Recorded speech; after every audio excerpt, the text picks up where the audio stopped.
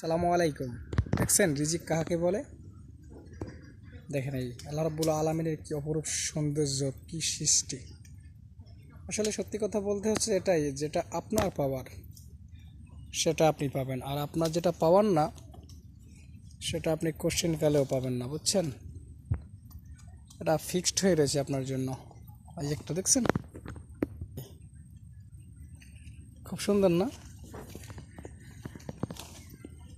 এই দারুণ, দেখছেন অবস্থা। আসলে এটা আপনার জন্য ফিক্সড, কোনো তাড়াহুড়া কেন? রিজিক যেটা আছে সেটাই পাবেন। পে ইউর রোল, রিজিক ইক্স ফিক্সড, বুঝছেন?